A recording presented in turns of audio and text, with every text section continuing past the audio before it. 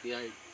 May kunting tips na naman tayo ngayong nakukuha mga kabakyard, kung paano magpurga ng manok kabakyard na gamit natin yung bunga kabakyard.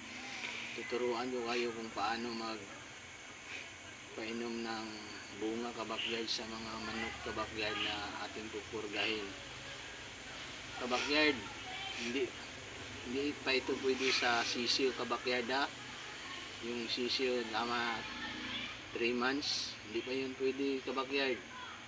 Pero pag 4 months kabakyard to pa 5 months, pwede tayo magbigay ng bunga kabakyard. Pero parang maliit lang talaga kabakyard para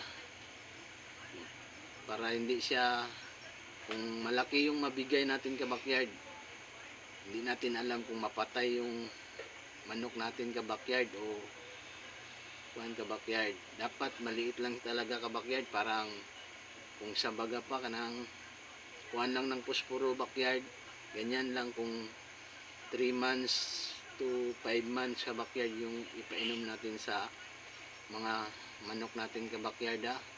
Pero maganda kabakyard pag yung bunga ipainom natin sa manok natin na naglulugod pa kabakyard. Kaya ang lulugod ha, pwede natin yan ipainom kasi parang matagal pa yung kanyang recovery. Dapat magpainom tayo kabakyard ha. Tapos kabakyard, yung manok natin na kinukondisyon natin, hindi na tayo magpainom ng bunga kabakyard.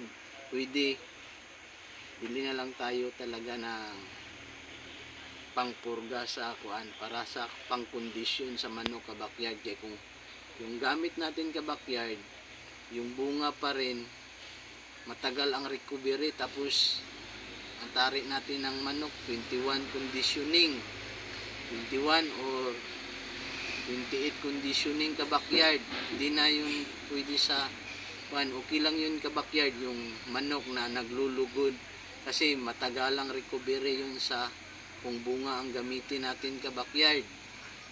Dapat kabakyard yung kuan natin kuan, pag conditioning na kabakyard, bibili na lang tayo ng kung ilan ang ating conditioning, 2 or 3, bili na lang tayo sa tindahan ng pangpurga talaga kabakyard.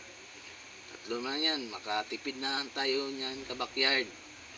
Yun, para ang kuha ng manok madali na, pang 21 conditioning, maka 10 days before fight, pwede pa natin painumin ng gamot kabakyard na pangpurga yung kuha natin. Pero kabakyard ha, yung lang ang sabi ko, pag naglulugod, okay yung bunga ipainim sa mga manok natin kabakyard, kasi matagalan pa yung kuha ng manok natin. Yung naglulugod, matagal pa, tama makatapos siya ng pag recovery o mataas na yung balibo niya, makarecover na siya.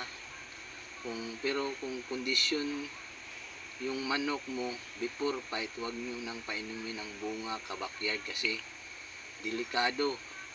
Yung palo ng manok natin parang wala din, mahina din, kasi matagalang recovery yun kabakyard. Tapos 7 days tayo, 7 days conditioning ha, 14 days conditioning, 21 conditioning lang tayo.